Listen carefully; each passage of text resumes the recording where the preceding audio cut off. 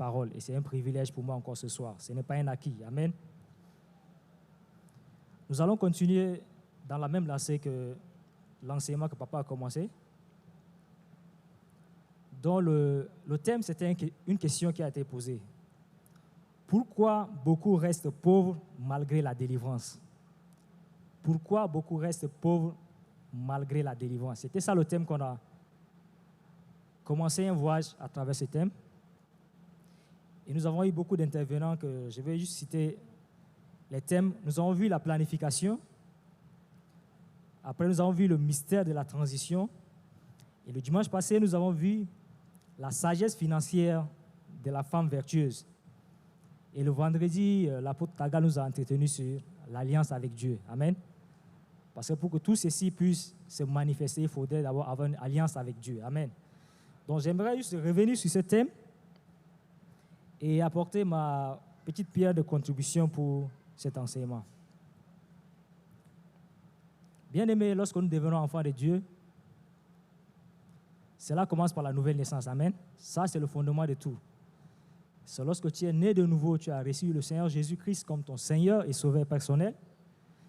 À ce moment, tu deviens un enfant de Dieu. Amen. Et lorsqu'on devient un enfant de Dieu, il y a un voyage à faire. Il y a un cheminement. Amen. Et dans Jean 1, 12 à 13, Jean 1, 12 à 13, on peut la voir s'il vous plaît, multimédia. J'aimerais que nous lisons ensemble.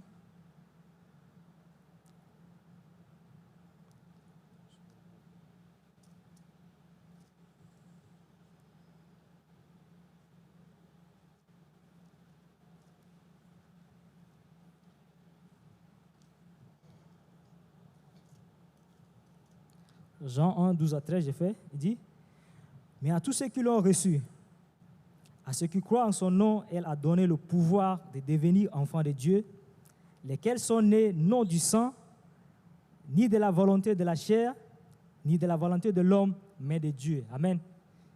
Il dit à tous ceux qui ont reçu le Seigneur Jésus-Christ, un pouvoir les a été donné de devenir enfants de Dieu. Amen. Et nous sommes tous enfants de Dieu, je le crois. Amen. Et bien aimé, lorsque nous devenons enfants de Dieu,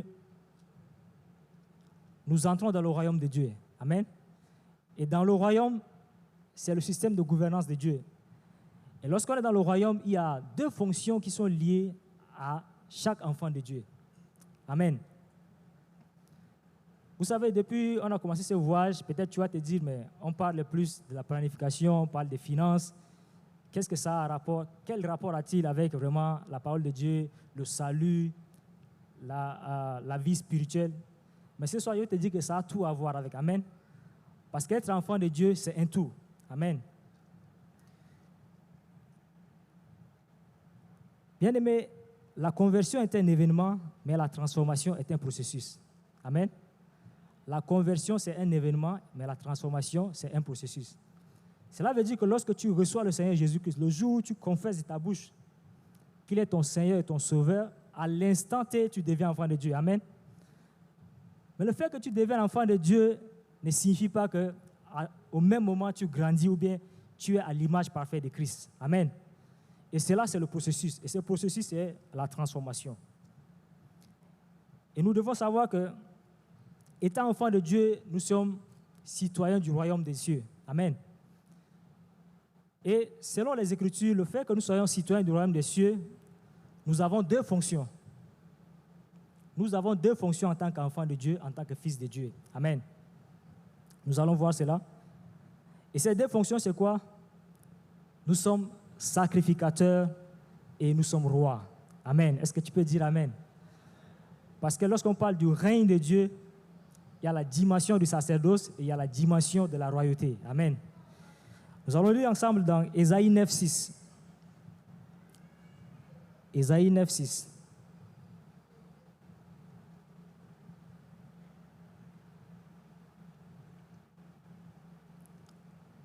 Est-ce bien cela, Ésaïe 9, 6?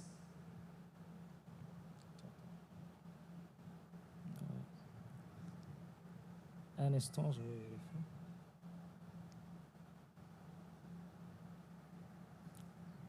Peut-être je me suis trompé, ça parle d'un enfant nous est né, si on peut trouver ça à la fois.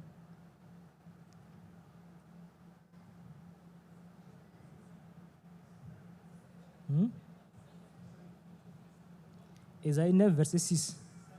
5, ok. Dans d'autres versions, c'est 5 et c'est ok.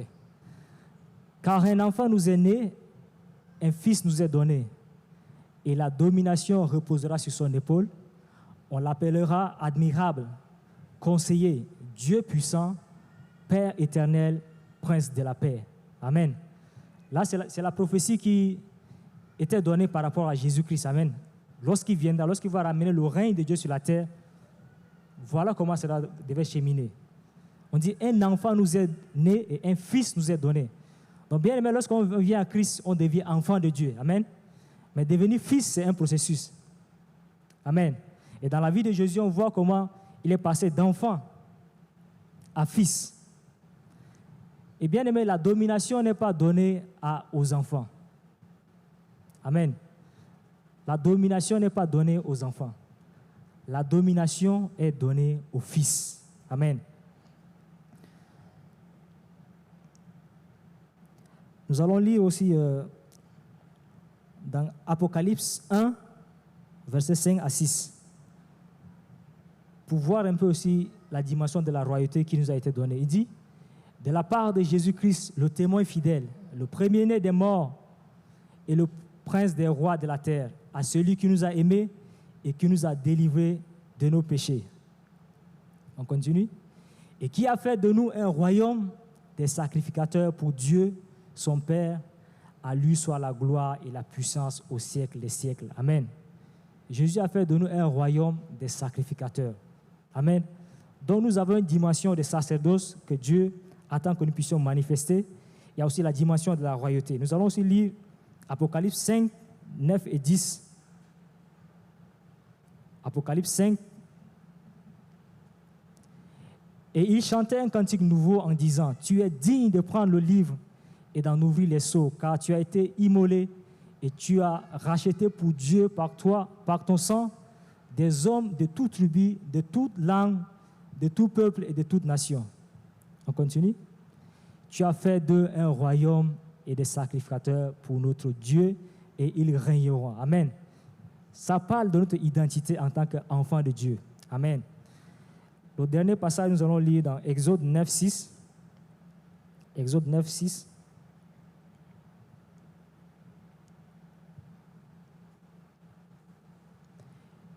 Et l'Éternel fit ainsi dès le lendemain. Exode 19, 16, 19, 6. Est-ce qu'on est bien là? Ok. Vous serez pour moi un royaume de sacrificateurs et une nation sainte.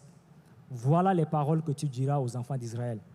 Lorsque les enfants d'Israël devaient quitter l'Égypte de la servitude pour aller à la terre promise, Canaan, que Dieu les a accordée, voilà les paroles que Dieu les a données. Il dit, vous serez pour moi un royaume de sacrificateurs. Amen. Et une nation sainte. Bien aimé, il y a une déclaration qui est choquante dans la Bible. Nous allons lire dans Psaume 82, 6 et 7. Psaume 82, 6 et 7. C'est un psaume d'Asaph qu'il a écrit, dit, c'est Dieu qui parle là, il dit, j'avais dit, vous êtes des dieux, vous êtes tous des fils du Très-Haut. Cependant, vous mourrez comme des hommes, vous tomberez comme un prince quelconque. Bien aimé, là, c'est Dieu qui parle. Dieu dit, j'avais dit que vous êtes des dieux. Amen. Et lorsqu'il dit que vous êtes des dieux, ça réfère à Genèse 1, 26. Parce que lorsque Dieu dit, faisons l'homme à notre image et à notre ressemblance, c'est pour que nous puissions être à son image et nous puissions régner sur la terre. Mais il dit, j'avais vu, vous êtes des dieux, des fils du Très-Haut. Mais il dit, cependant, vous mourrez comme des hommes quelconques. Cela veut dire qu'il y a un niveau où on a failli. Il y a un niveau où les fils de Dieu, ceux qui devaient manifester le règne de Dieu, ont échoué. Voilà pourquoi Dieu dit, vous mourrez comme des simples hommes. C'est qu'il y a une dimension où nous ne devons pas descendre, mais nous sommes tombés bas. Amen. Et la grâce de Dieu est là pour nous relever. Amen. Et cet enseignement que nous trouvons, c'est pour nous amener à cette dimension-là, pour la gloire de son nom. Amen.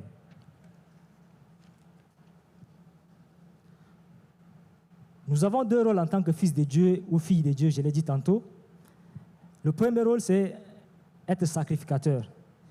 Qu'est-ce que cela signifie? Être sacrificateur, c'est accéder à Dieu, c'est avoir la capacité d'intercéder pour les autres, conduire les autres à Christ, donner des offrandes à Dieu, c'est-à-dire nos louanges, l'adoration, l'obéissance, notre service. Ça, c'est la dimension du sacerdoce. Amen. C'est notre communion avec Dieu. Quand on devient enfant de Dieu, on est en communion avec lui. Et le vendredi, l'apôtre Taga nous a amené dans cet élan de l'alliance.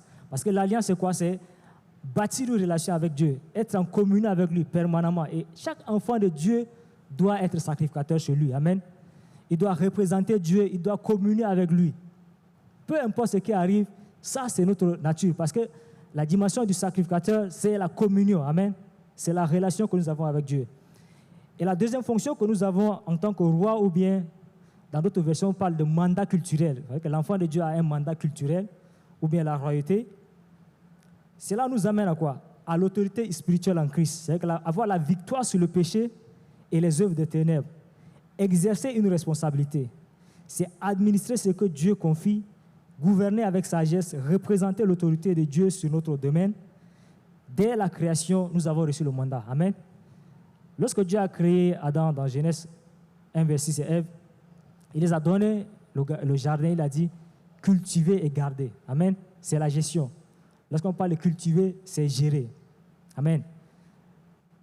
Mais le problème, c'est que dans notre voyage en tant qu'enfant de Dieu, bien, le voyage de l'Église, on a négligé l'aspect de la royauté, du règne, de la gestion, de la gouvernance. Et on s'est simplement focalisé sur l'aspect du sacerdoce, c'est-à-dire le sacrifice. Et lorsqu'on dit pourquoi beaucoup restent pauvres malgré la délivrance, bien aimé, c'est parce qu'à un niveau, la dimension de la royauté a été négligée. Amen. Premièrement, les chrétiens ou fils de Dieu ont déserté le mandat culturel ou la gouvernance. Voilà pourquoi beaucoup sont pauvres, parce que la dimension de la responsabilité de gouverner, de gérer la terre, d'influencer la terre, d'amener la justice de Dieu sur la terre, beaucoup ont déserté ce domaine-là. On a laissé ce domaine, on a dit, bon, ça on laisse, nous on se concentre sur notre intimité avec Dieu, notre foi à nous, mais ce domaine-là on laisse. Mais le problème c'est quoi? On subit. Amen. On subit parce que c'est une responsabilité que Dieu nous a donnée et Dieu ne peut pas faire quelque chose qu'il nous a confié. Amen. Il ne peut pas faire ce qu'il nous a confié.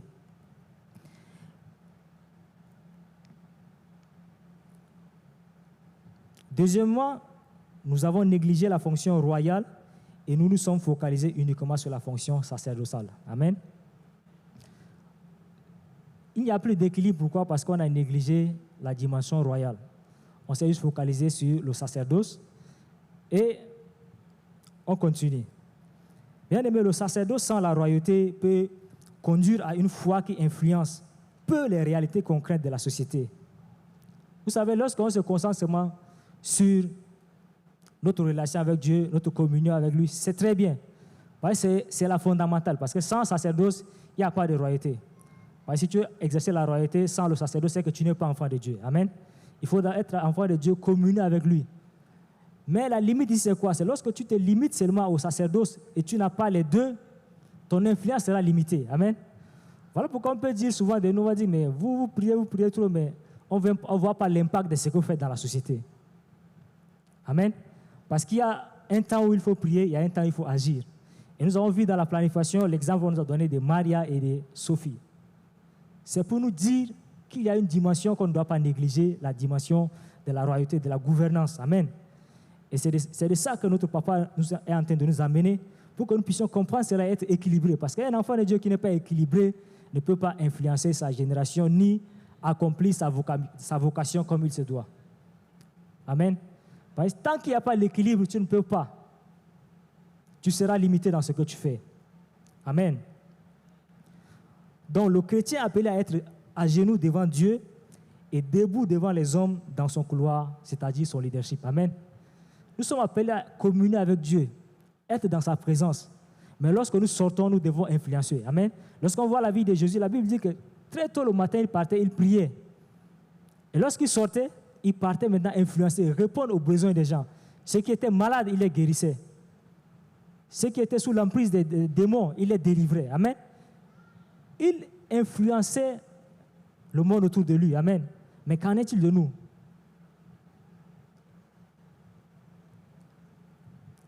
Dieu nous appelle à être des sacrificateurs dans sa présence et des rois ou gestionnaires dans notre mission. Amen. Chaque personne ici a une mission. Lorsqu'on est devant notre Dieu, parce que lorsqu'on vient devant Dieu, ce n'est pas pour venir demander les choses. Parce que lorsque Jésus dit, il dit, quand tu veux prier, va dans le lieu secret, là où se trouve ton Père, c'est l'intimité. Donc on vient dans la présence de Dieu pour communier avec lui. Parce que c'est notre Père, on veut être dans sa présence. Et dans sa présence, il peut nous communiquer des grâces, des faveurs. Amen. Mais lorsque nous sortons de là, nous devons sortir avec des solutions qui vont influencer notre génération, influencer notre famille, impacter notre entourage. Amen. Alors, nous devons rechercher l'équilibre. Amen. Tout fils de Dieu mature doit rechercher l'équilibre. Amen. Tout fils de Dieu mature doit rechercher l'équilibre. Amen. Être dans l'intimité avec Dieu et gouverner, agir dans son domaine d'influence. Amen.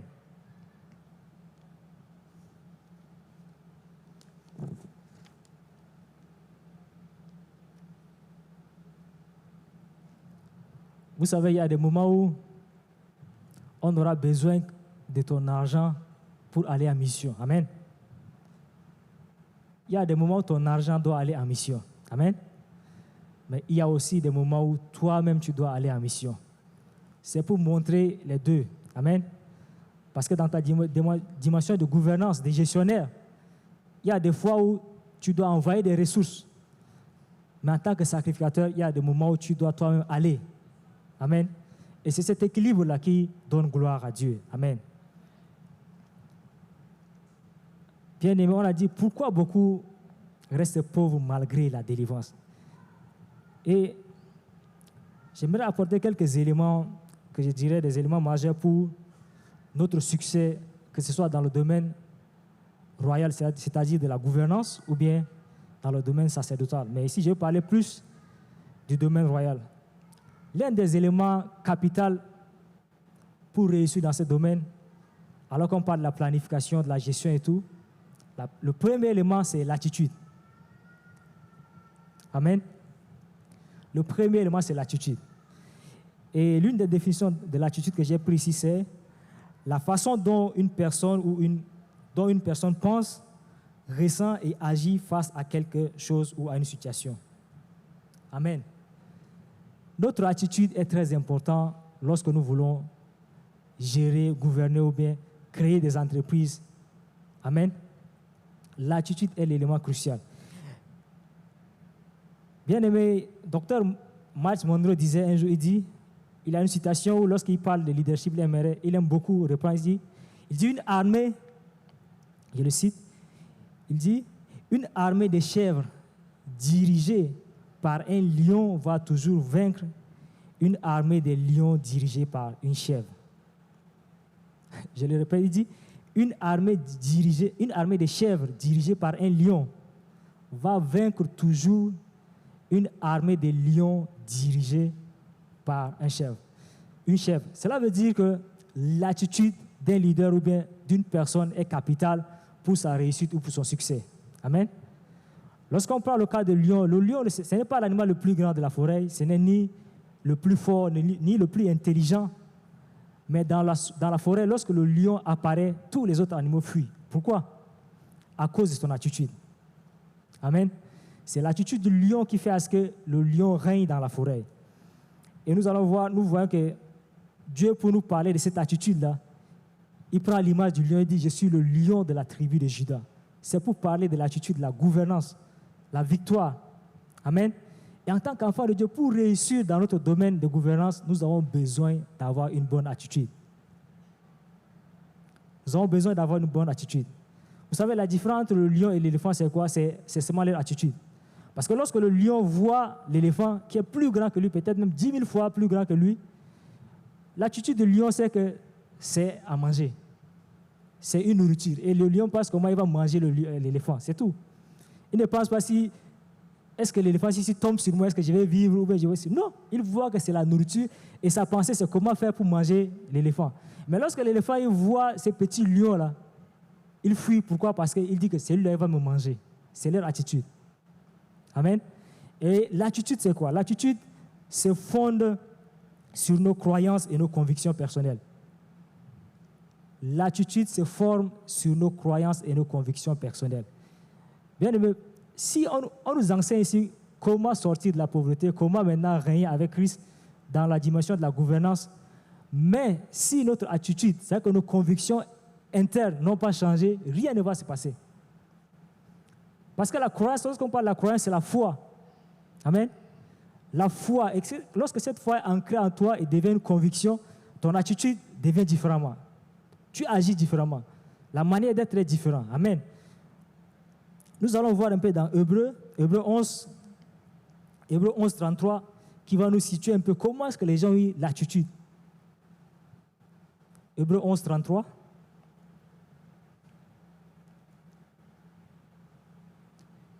On dit, qui par la foi vainquirent des royaumes, exercèrent la justice, obtinrent des promesses, fermèrent la gueule des lions. On continue.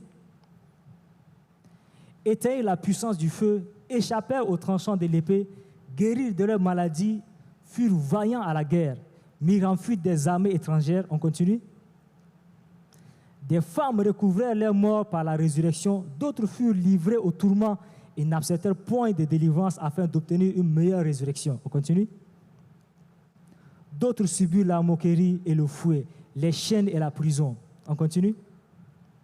Ils furent lapidés, sciés, torturés, moururent tués par l'épée. Ils allèrent ça et là, vêtus de peau de brebis et de peau de chèvre, dénués de tout, persécutés, maltraités. On continue. Et eux dont le monde n'était pas digne, errant dans les déserts et les montagnes, dans les cavernes et dans les antres de la terre. Là, on parle maintenant des pères de la foi. C'est-à-dire les gens qui ont une croyance en Dieu, que Dieu a rencontré, et cette foi les a amenés à poser des actions. Il dit à ceux-là qui ont conquis des royaumes. Et lorsqu'on parle de ceux qui ont conquis des royaumes, on peut parler, voir Daniel, il y a David, il y a Joseph. Il dit conquis des royaumes. Il y a ceux qui, par la force, ils ont ressuscité des morts. Amen. Vous savez, lorsque dans un roi, lorsque Élisée vient devant Akab et il lui dit qu'il ne va pas pleuvoir, il dit sinon à ma parole. Amen. Tu ne peux pas venir te tenir comme ça et faire une déclaration si dans ton cœur il n'y a pas une croyance ferme, solide, qui te donne la capacité de te tenir et parler. Tu parles sur quelle base? Amen. C'est pourquoi l'attitude est très importante. Quand tu n'as pas la bonne attitude, peu importe ce qu'on va faire, toi tu vas voir que l'environnement, tout est hostile. Tu dis que dans ces pays, on ne peut pas entreprendre. Tout est ficelé, tout est en réseau, tout est en système. Donc, rien. Quand tu as déjà cette mentalité, cette conviction-là est déjà dans ton cœur, tes actions extérieures ne peuvent pas contredire cela. Même si tu vas faire des efforts, tu vas revenir à zéro parce qu'à l'intérieur de toi, il y a une structure qui t'empêche. C'est un sabotage personnel. Toi, tu te sabotes. Tu sabotes ta réussite parce que tu t'es convaincu que non, tu ne peux pas réussir. Amen. Mais lorsque tu as la foi, tu as la conviction que Dieu est avec toi, mais la Bible dit que même si je traverse la vallée de l'homme de la mort, je ne crains aucun mal. Comment tu te tiens? Quand tu entreprends et que tu sais que ça ne marche pas, tu dis non, ça va marcher. Amen. Ça va marcher parce que Dieu est avec moi. Amen. Dans Joël, il dit quoi? Il dit que le faible dit je suis fort. On ne dit pas que le fort dit que je suis fort. Amen. Tu es faible dans ta faiblesse, dans ta situation actuelle où tu es. Il dit déclare que tu es fort. Pourquoi? Parce que cela crée une conviction en toi. Cela crée une croyance en toi qui est fondée et te permet maintenant d'agir dans le domaine où Dieu te donne. Amen.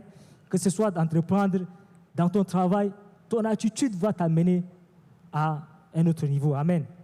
Donc l'attitude est très importante. Nous allons voir aussi dans Nombre 14, 24, un exemple d'attitude.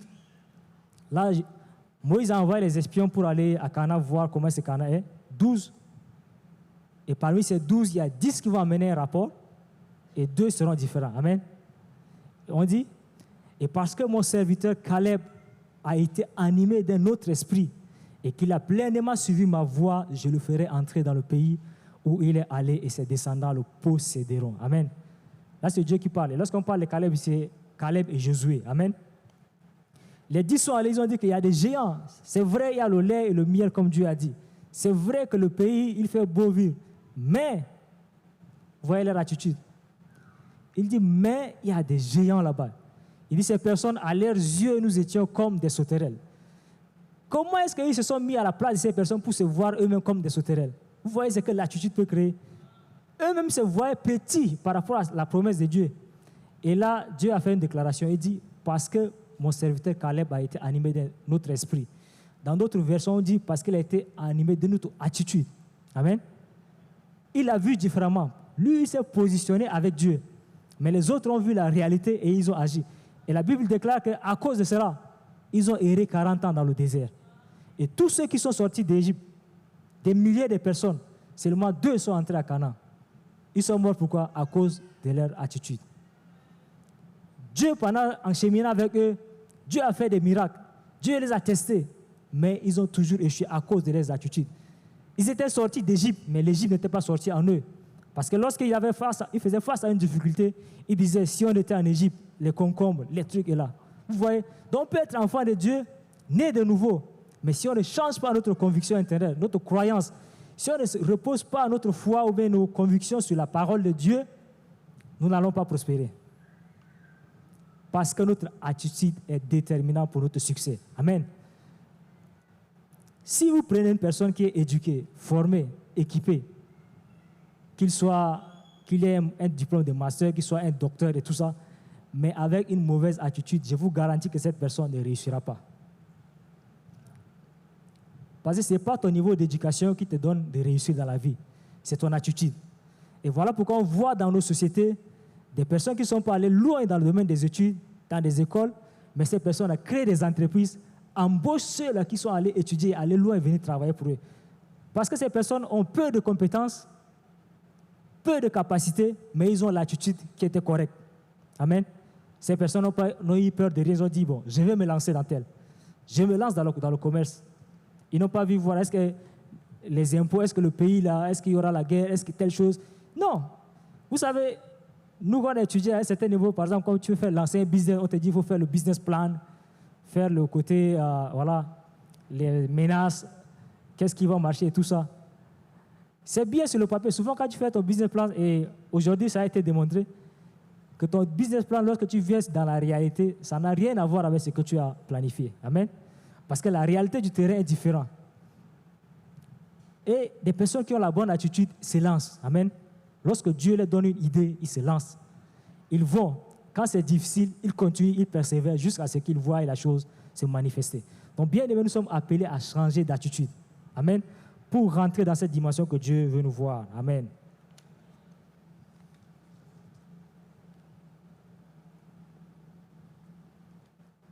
Vous savez, il y a une histoire où il y avait 2 frères qui ont grandi dans la même maison, les mêmes conditions de vie, mais les destinées étaient différentes. Et dans cette histoire, c'est 2 frères, l'aîné et le cadet. Ils avaient un père qui était un soulard, un père difficile, il battait leur mère, il rendait la vie difficile. Donc, ils ont grandi dans la pauvreté, dans la misère. Et en grandissant, l'aîné était devenu un grand brigand, un drogué fini, et tout ça. Donc, sa vie était carrément détruite. Mais le cadet a pris une trajectoire complètement différente. Il a quitté son milieu, il est allé, il s'est formé, et après, il a créé une entreprise, et sa vie prospérait, il s'est marié, il était à l'aise, mais son grand frère était noyé carrément dans la drogue et tout. Et un jour, on vient et on lui pose la question, mais pourquoi est-ce que toi, tu es devenu comme ça? On a posé la question à l'aîné d'abord. Il dit, pourquoi toi, tu es arrivé à tomber aussi bas? Il a dit, c'est à cause de mon père. Il dit, parce que mon père nous a fait ceci, il a raconté tout ce qu'il a fait et tout, et tout, et tout. Et on pose la même question à son cadet. Il dit, pourquoi est-ce que toi, tu as réussi dans ta vie et tout ça? Lui aussi, il a répondu, il dit, c'est à cause de mon père. Mais on lui dit, mais comment? Il dit, oui.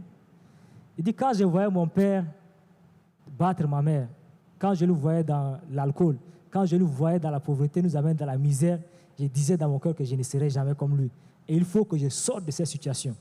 Et c'est comme ça qu'il s'est battu et lui, il a réussi. Donc vous voyez, ce n'est pas l'environnement qui nous conditionne, mais c'est nous-mêmes. On peut être dans un même environnement, il y a ceux qui vont réussir, il y a ceux qui ne vont pas réussir. C'est lié à notre croyance personnelle, à quelle conviction nous avons. Amen. Tout dépend de nous.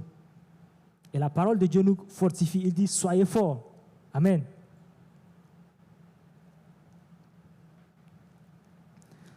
Par rapport à l'attitude, on a aussi l'exemple de Joseph dans Genèse 37. Vous savez que Joseph, Dieu lui a donné une vision, un rêve, qu'il va régner, il va gouverner, où il a eu le rêve où le soleil et la lune se sont prosternés devant lui. Il y avait l'autre rêve où les épis de blé qui représentaient ses frères et tout ça. Et ses frères ont commencé à le haïr. Mais lui, dans son cœur, il regardait à ces rêves-là. Amen. Ces rêves ont commencé à façonner son attitude. Ces rêves ont commencé à façonner son être. Donc, lorsque ses frères l'ont vendu en Égypte, ils l'ont mis dans le puits et tout ça, lui, il regardait toujours à ses rêves. Il savait que ce que Dieu lui a dit va s'accomplir. Amen. Et cette attitude-là, parce qu'il se voyait déjà leader dans la vision que Dieu lui a donnée, il a toujours été chef. Amen. Quand on voit, il vient chez Potiphar, il devient le chef des esclaves. Amen. Parce que son attitude par rapport au rêve que Dieu lui a donné, il était chef là-bas. On l'envoie en prison, il devient le chef des prisonniers. Amen. Jusqu'à ce que son rêve se réalise, il devient premier ministre d'Égypte. Donc notre attitude est très importante lorsque nous voulons cheminer avec Dieu et réussir dans la vie. Amen.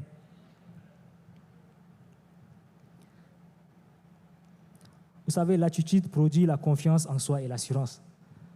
Lorsque tu as une conviction intérieure qui est forte, la confiance se dégage seule. Amen. L'assurance vient. Voilà pourquoi lorsque vous voyez des hommes de vision, des personnes qui ont une vision, une grande vision, ils n'ont pas peur. Parce que cette vision-là produit en eux une croyance et une conviction qui les amène à agir.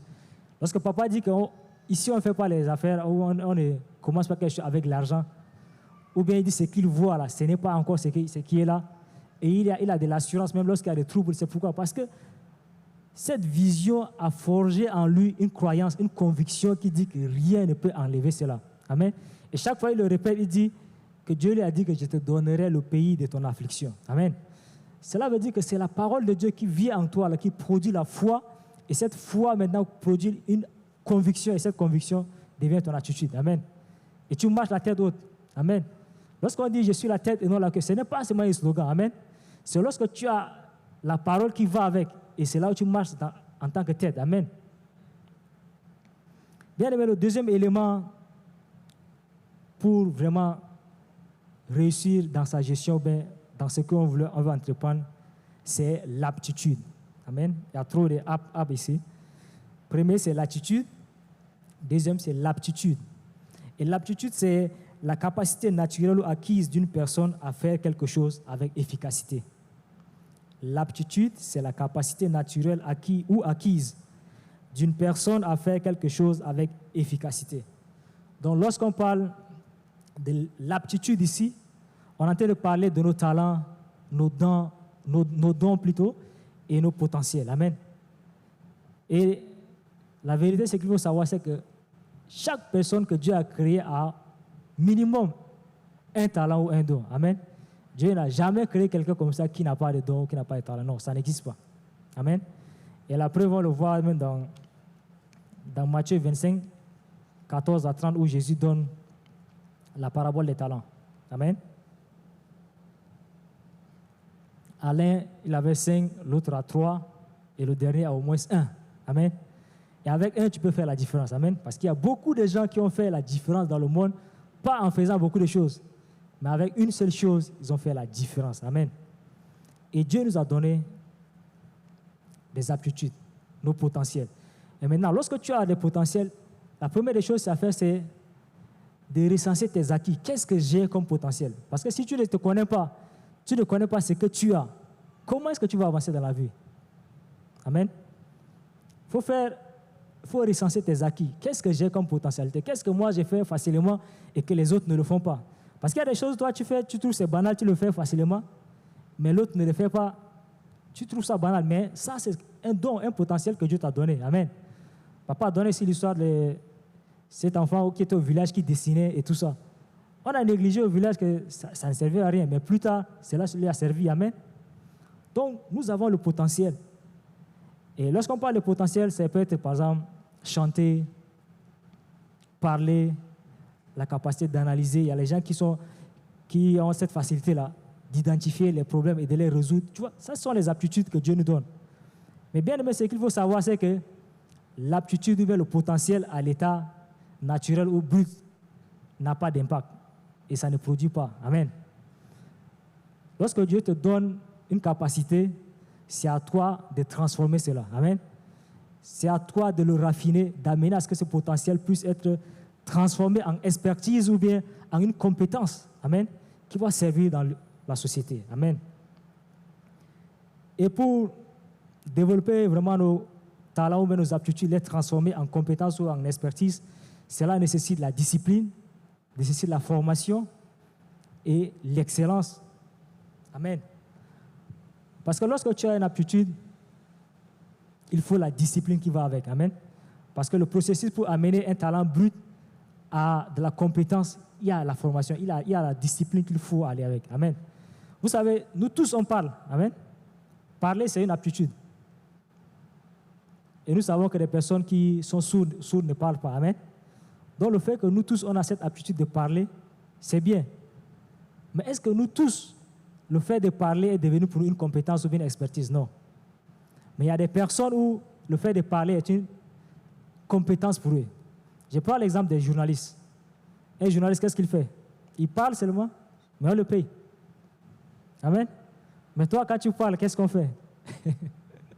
Hein? Quand moi je parle, est-ce qu'on te paye par rapport à ce que tu dis? Non.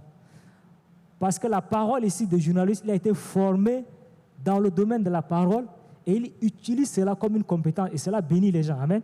Lorsqu'il donne des informations, cela bénit. Un conférencier, on le paye par rapport à quoi? Le fait de parler. On prend un expert, il parle du domaine du climat, il vient, il reste sur un panel, il parle, après 2 heures, on lui paye des millions, il parle. Mais toi aussi, tu parles comme lui. Mais le problème, c'est que le fait que toi, tu parles, c'est au niveau brut, amen, naturel. C'est-à-dire que ton parler n'a pas été raffiné, n'est pas devenu une expertise, amen. Donc, nous avons tous des compétences, amen. Nous voyons dehors, souvent, quand on sort à la fin des cultes, il y a les beignets, les gens qui font les beignets et tout ça. Ça, ce sont des potentiels, amen. Mais ce potentiel à l'état brut ne peut pas te générer des revenus. Parce qu'il faut prendre ce potentiel-là, le transformer, l'amener à un niveau d'expertise qui peut vraiment être utile et cela peut te produire des revenus. Amen. Tu dois arriver à un niveau de démarcation. Amen. Dans le potentiel que Dieu t'a donné, ton rôle, c'est de le travailler et arriver à un niveau de démarcation. Amen. Vous savez, il faut arriver à un niveau où, lorsqu'on identifie un problème ou un besoin, on doit penser à toi. Amen. Si là, aujourd'hui, je dis Messi, les gens qui aiment le football vont l'identifier directement au football. Amen. Si je dis, par exemple, Dangote, voilà, tout le monde connaît. C'est l'un des plus grands entrepreneurs d'Afrique et l'homme le plus riche de l'Afrique. Pourquoi? Parce qu'ils sont arrivés à un niveau d'expertise où on peut les identifier. Amen. Donc j'aimerais que tu demandes à ton voisin, ton nom fait penser à quoi? Amen. Demande-lui, ton nom fait penser à quoi? Cela veut dire que si ton nom ne fait penser à rien maintenant, ça veut dire qu'il faut travailler. Amen. Il faut te discipliner, il faut identifier ton potentiel pour le travailler et pour que demain, lorsqu'on doit penser à toi, on doit penser à quelque chose. Amen. La dernière fois, le frère Innocent disait ici, il dit, quand tu as mal aux dents, tu penses à qui? À un dentiste. Amen. Et s'il y a un dentiste au milieu de nous, directement, c'est lui que tu vas appeler. Tu ne vas pas m'appeler moi. Amen. Oui. Pourquoi? Parce qu'il a travaillé son potentiel pendant 7 ans pour l'amener à une dimension de compétence et d'expertise qui est reconnue. Amen. Et il s'est démarqué. Les dentistes se sont démarqués. Amen. On va trouver des entrepreneurs, des gens qui sont dans la technologie, les gens dans plusieurs domaines qui se sont démarqués. Amen. Vous savez, il y a quelque chose qui fait amuser. Je regardais une vidéo, un débat camerounais, et il disait que quand on parlait d'hamburger, les gens aiment l'hamburger. Il dit, mais le hamburger, c'est quoi? Il dit, l'hamburger, c'est le pain chargé. Hein?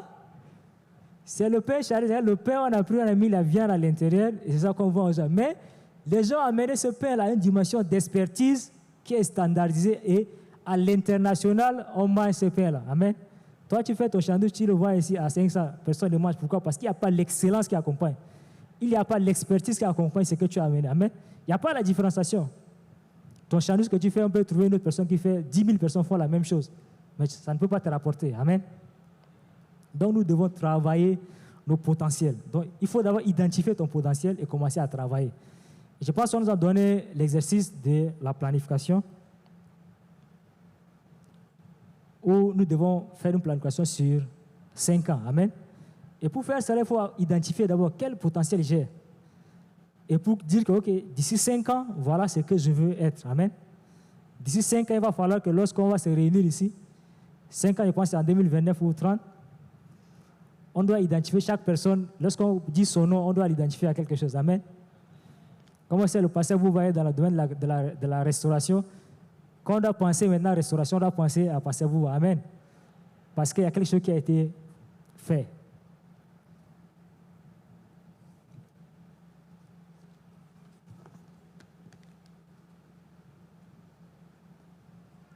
Bien aimé, ce qu'il faut savoir lorsqu'on développe nos compétences au niveau de l'expertise par l'excellence. Vous savez, l'excellence crée la mémoire sociale. Lorsque tu es excellent dans un domaine, les gens te reconnaissent et te recommandent. Et c'est là où la richesse commence. Amen. Quand tu es excellent dans un domaine, peu importe le domaine, lorsque tu es excellent, on te recommande. Et c'est ce qu'on appelle la mémoire sociale. Amen. Dans Colossiens 3, 23 à 24, on peut avoir. Colossiens 3,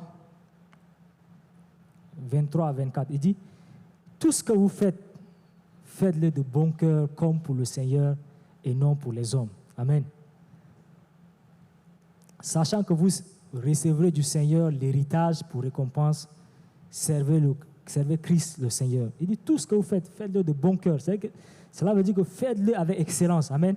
Amenez à une autre dimension d'expertise pour que cela puisse donner gloire au Seigneur. Amen.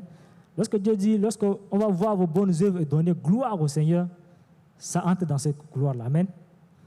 Parce que tu fais quelque chose qui va amener une démarcation. Les gens vont te poser, mais comment est-ce que toi tu arrives à faire cela? Tu vas dire, c'est Dieu. Amen. J'aime, il y a un Américain, Steve Harvey, il fait du show, donc les émissions télé. Il disait que lorsque lui, il avait ses rêves pour atteindre cela, un jour il priait dans sa voiture parce qu'il n'avait même pas de maison, il dormait dans sa voiture. Il a dit à Dieu que fais-moi réussir et partout où j'irai, je vais dire que c'est toi. Amen. Il a prié et aujourd'hui il a réussi partout. Lorsqu'on l'appelle sur un plateau pour parler, il dit que si je suis ici, là, c'est à cause de Dieu. C'est Jésus. Il dit parce qu'un jour j'étais dans ma voiture, j'ai prié, il a dit fais-moi réussir, là, je vais dire que c'est toi. Et partout où il part aujourd'hui, il dit que c'est grâce à Jésus. Il ne prend pas la gloire. Amen. Pourquoi? Parce qu'il s'est donné à fond. Il était un comédien. Il a développé sa comédie, une expertise et il produit des émissions. C'est des millions de personnes qui voient et on lui paye des millions. Amen. Et aujourd'hui, il a une renommée internationale. Donc, il faut faire tout de bon cœur. Amen. Dans Ecclésiaste 9:10 aussi, qui dit aussi pareil. Ecclésiaste 9:10, il dit tout ce que ta main trouve à faire avec ta force, fais-le. Car il n'y a ni œuvre, ni pensée, ni science, ni sagesse dans le séjour des morts où tu vas. Amen. Dans la Bible, on nous dit ici que le potentiel que Dieu t'a donné là, si tu ne l'utilises pas ici sur la terre, au ciel, on n'a pas besoin de ça. Amen. Oui, au ciel, on n'a pas besoin de ça. Si tu sais cuisiner ici, c'est ici qu'on doit manger. Amen. Au ciel, on ne mange pas. Parce qu'il dit, il n'y a ni œuvre, ni pensée, ni science, ni sagesse. Donc, si tu fais la science, ta science doit se démontrer ici sur la terre et donner gloire à Dieu. Il ne faut pas attendre que tu vas dire que tu vas aller au ciel. Là. Non, au ciel, on n'a pas besoin de ça parce que là-bas, tout est parfait. Amen. Parce que le ciel, ça, c'est la demeure de Dieu. Et là-bas, tout est parfait. Il n'y a rien que toi, tu puisses apporter. Mais ici, tu peux apporter une valeur ajustée dans la vie de quelqu'un. Amen. Ici, tu peux changer des vies. Ici, tu peux transformer des vies. Parce que Dieu t'a donné. Donc, il dit, tout ce que ta main trouve à faire, fais-le avec ta force. Avec ta force, c'est la discipline. Avec courage, la persévérance. Amen. Et l'excellence. Amen. Et le dernier élément concernant les éléments majeurs pour vraiment atteindre le succès ou la réussite, c'est l'altitude. Donc, on est parti de l'attitude. Il y a l'attitude, il y a l'aptitude et l'altitude. Lorsqu'on parle de l'altitude, c'est la hauteur. C'est-à-dire que c'est une dimension de vie que tu atteins. Amen. Et là, on voit dans le livre de Proverbes 22, 29, que nous avons suivi plusieurs fois ici. Proverbes 22, 29, il dit, si tu vois un homme habile dans son ouvrage, il se tient auprès des rois. Il ne se tient pas auprès des gens obscurs. Amen. Lorsque tu as la bonne attitude et que tu as pris ton aptitude, ce que Dieu t'a donné comme potentiel, tu la ramènes à une dimension de compétence, tu vas te tenir dans les hauteurs. Amen. C'est ce que la Bible est en train de dire. Servir les rois, c'est quoi? C'est la hauteur. Amen. Il y a des choses où tu fais aujourd'hui avec ton potentiel à l'état brut, tu vois que les gens ne te payent pas suffisamment. Amen. Il y a certains services là, peut-être on te paye 1000 francs, 2000. Mais la même chose là, si tu mets du paquet, tu travailles, tu t'es discipliné, et par la grâce de Dieu, tu apportes une valeur ajoutée qui est différente. Le même produit, tu vas le vendre à des gens qui vont acheter à des millions. Amen. Je me rappelle, le docteur Miles Monroe disait qu'il était à une conférence de leadership et il enseignait. Il y a une dame là qui est venue, elle a dit, elle ne sait pas qu'est-ce qu'il va lui donner, mais elle s'est fait les croquettes, elle a amené les croquettes là pour le donner. Quand il a mangé, il dit, mais tes croquettes là, on ne les trouve même pas dans les hôtels. Mais toi, tu as un potentiel, voilà ce que tu dois faire. Va, développe ça là. Parce que la manière dont tu fais là, j'ai trouvé que c'est un peu différent. Développe cela et voilà la stratégie. Va dans les hôtels, donne pour que les gens goûtent seulement. Donne au directeur, là, ils goûtent, les directeurs des hôtels. Et quand les gens ont commencé à goûter, c'était bon. Et les commandes ont commencé à venir. Et elle a commencé à faire un emballage joli, tout ce qui va avec. Donc, elle a raffiné son produit. Amen. Et l'année prochaine, lorsqu'il était revenu à la même conférence, parce que c'est une conférence annuelle de leadership, il vient pour enseigner. À la fin, il voit une dame qui est venue bien habillée, avec des emballages et tout ça. La dame est venue la voir et puis il dit au docteur, est-ce que tu te souviens de moi? Il dit non. Il dit, c'est moi la dame de croquettes là. Il dit, il n'a pas reconnu parce que sa vie a changé. Elle a dit, voilà ce que tu m'as dit, je l'ai appliqué. Aujourd'hui, j'ai une chaîne de pâtisserie et j'emploie plus de 100 personnes et on fait des chiffres d'affaires de millions. Avec juste quoi? Les croquettes. Parce qu'elle a développé cela, ça lui a amené à une autre hauteur. Amen. Parce qu'elle a transformé cela en compétence, ça lui a amené à une autre hauteur. Bien aimé, Dieu nous a donné des capacités, des potentialités. Amen. Et c'est à nous de travailler dessus. Vous savez, un jour, Jacques et Jean ont envoyé les mères venir à Jésus pour lui dire que voilà, dans ton royaume, on aimerait que moi je sois à ta gauche, l'autre soit à ta gauche et l'autre à ta droite. Et Jésus les a dit qu'il n'en est pas ainsi dans mon royaume. Amen. Et nous allons lire cela dans Matthieu 20, 25 à 27. Je suis en train de chuter. Jésus les appelait et dit, il a appelé tous les disciples, il dit, vous savez que les chefs des nations les tyrannisent et que les grands les asservissent. Il n'en sera pas de même au milieu de vous. Mais quiconque veut être grand parmi vous, qu'il soit votre serviteur. On continue. Et quiconque veut être le premier parmi vous, qu'il soit votre esclave. Amen. Donc, le chemin de l'altitude ou bien de la grandeur avec Dieu, c'est le service. Amen. Et lorsqu'on parle du service, ce n'est pas seulement le service d'une manière générale. Le service est lié à ta personne, c'est lié au potentiel que Dieu t'a donné. Amen. Vous voyez, lorsqu'on prend parmi les disciples de Jésus, rares sont ceux qui vont se rappeler de André. Amen. Mais André était celui-là qui a amené Pierre à Jésus. Amen. Et c'est celui-là qui allait amener Nathanaël à Jésus. Sans André, on ne parlera pas de Pierre. Amen. Parce que lui, Dieu l'a donné cette capacité-là de connexion. C'est quelqu'un qui peut rassembler les gens, les amener. Lorsqu'il a eu la bonne nouvelle, il a appelé ses frères pour les amener. Amen. Il y a un domaine dans lequel Dieu t'a donné et c'est lorsque tu vas t'appliquer à cela, à servir aux autres. Il dit servir les autres ici, ce n'est pas... Il dit le plus grand doit être l'esclave. Être esclave, c'est quoi? C'est être lié à ton appel, à ce que Dieu t'a donné. Tu travailles cela et tu le sers à l'humanité. Amen. L'exemple de Michael Jordan, qu'on prend souvent pour parler, il avait un potentiel dans le basket, mais son coach lui a dit que toi, tu ne vas jamais réussir dans le basket. Mais il s'est mis à travailler. Amen. Il s'est mis à travailler. Et lorsqu'il a fait de l'exploit, maintenant il est devenu un grand champion du monde. Il est devenu une référence.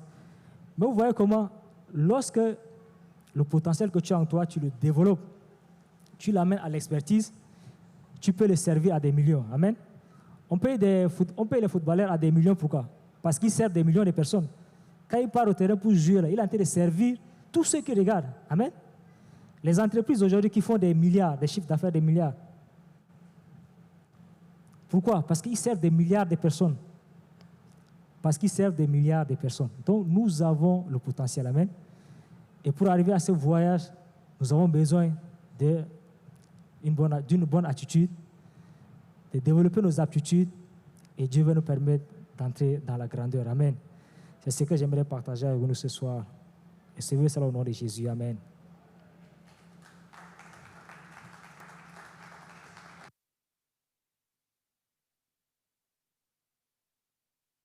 Merci. Dieu soit loué. Amen. Est-ce que nous pouvons encore acclamer le Seigneur?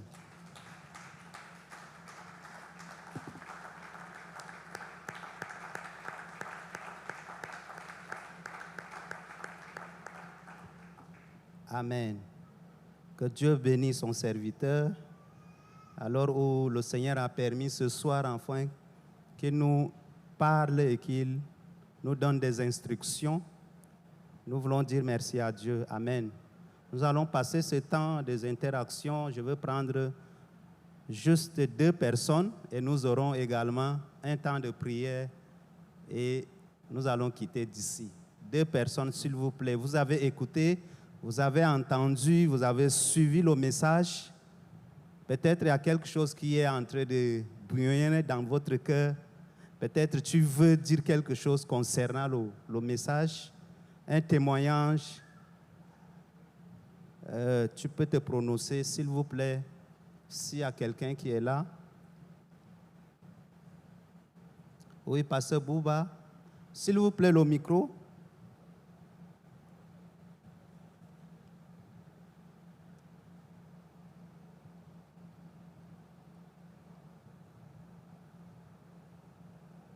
Bonsoir à tout le monde. Bonsoir. J'ai été vraiment béni par l'enseignement de notre frère David ce soir parce que et pendant qu'il parlait, je revoyais un peu le film de ce que j'ai négligé. Il a dit l'aptitude, ça veut dire c'est la capacité de faire, ça fait allusion aux dons et talents que nous avons. Et donc, ces dons-là, à l'état brut, ne produisent rien. Mais je me suis rendu compte que j'ai négligé vraiment le don que Dieu m'a donné. Depuis que ces enseignements sur la planification et autres, c'est en ce moment, mes yeux sont en train de s'ouvrir réellement sur les potentiels que Dieu a mis en moi particulièrement.